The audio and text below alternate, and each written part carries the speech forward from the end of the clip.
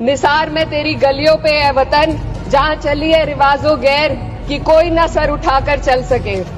सोने पर सुहागा एक काम और किया है सरकार ने, वक्फ की कानून के सेक्शन 107 को हटाकर। आपके मुंह से सेक्युलरिज्म की बात सुनकर अच्छा लगा। मैं खुद एक मुस्लिम महिला हूं। मैं सबसे पहले दाद देना चाहती हूं इस बिल के टाइमिंग की, कि अभी ईद की रौनक बुझी भी नहीं थी और हमारी जड़ों पर एक नया फरमान लाया गया।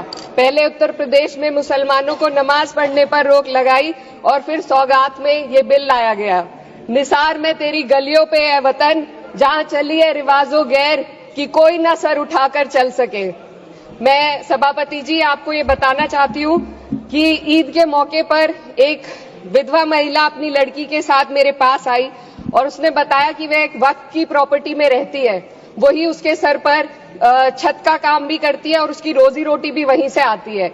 वो इस बिल को लेकर इतनी फिक्रमंद थी कि कहीं उससे वो उसकी संपत्ति ना छीन ली जाए। वो अकेली एक ऐसी महिला नहीं है, ऐसे लाखों लोग हैं जो वक्फ की, गरीब महिलाएं जो वक्फ की संपत्ति से अपना रोजगार चला रहे हैं।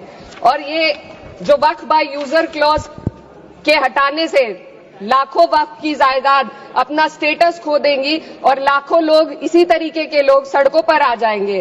वक्फ क्या है, वक्फ बाय यूजर क्या है? इसका ये मतलब है कि कोई जायदाद अगर सालों से दीन और भलाई के कामों के लिए इस्तेमाल हो रही हो तो वो खुद ब खुद वक्फ मानी जाएगी। हिंदुस्तान की अदालतों ने भी इस बात को तस्लीम किया है। वक्फ बाय यूजर सिर्फ वक्फ बोर्ड को ही मिली कोई खास सौगात नहीं है, ये बल्कि सभी अन्य धार्मिक ट्रस्टों को परंपरा और यूज के आधार पर बिना किसी डॉक्यूमेंटेशन के धार्मिक चरित्र को डिक्लेयर करने का राइट मिला हुआ है। भारत के संविधान के आर्टिकल 13 क्लॉज 3 में कस्टम और यूसेज को कानूनी वैधानिकता प्रदान करता है। इसी आर्टिकल से वक्फ बाय यूजर भी निकला गया है। इस बिल के कानून बनने पर वक्फ बोर्ड तो इस प्रोविजन से हाथ धो बैठेगा, लेकिन अन्य धार्मिक ट्रस्टों को यह सुविधा जारी रहेगी। इससे भारतीय संविधान के आर्टिकल 14 और 15 का सीधा उल्लंघन है, जो धर्म और जाति के आधार पर भेदभाव और कानून के सामने सभी की बराबरी पर जोर देता है।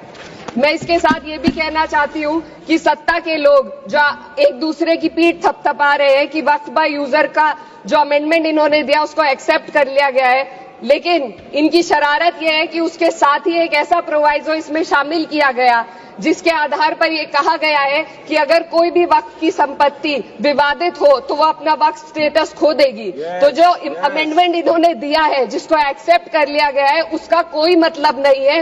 ये इनकी नीयत है जो साफ जाहिर हो रही है। सोने पर